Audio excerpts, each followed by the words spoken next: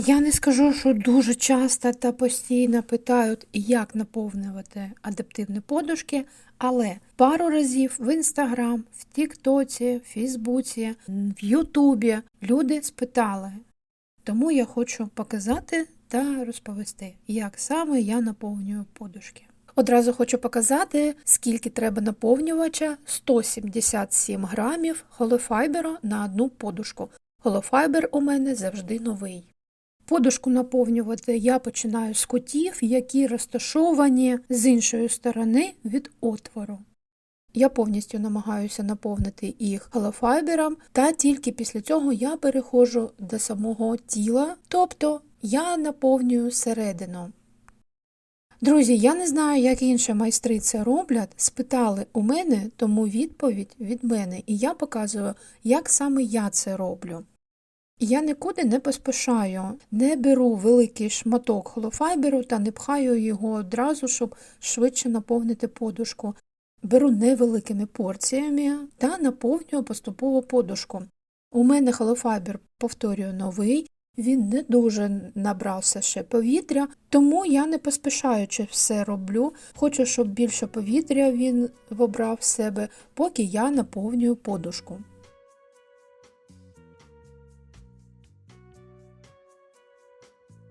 Далі я ставлю вертикально подушку та продовжую наповнювати її.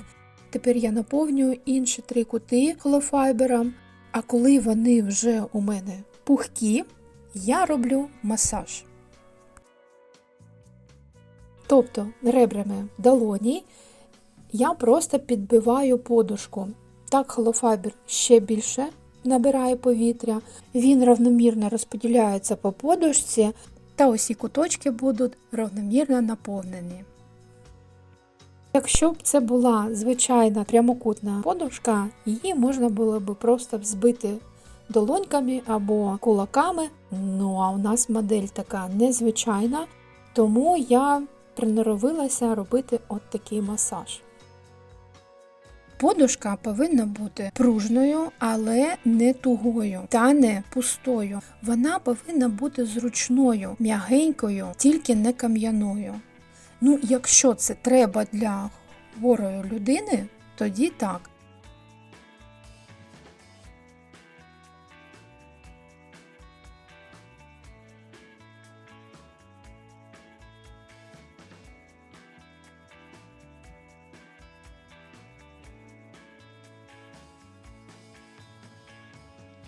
Далі частими маленькими стіпками, швом-потайчиком я зашиваю отвір.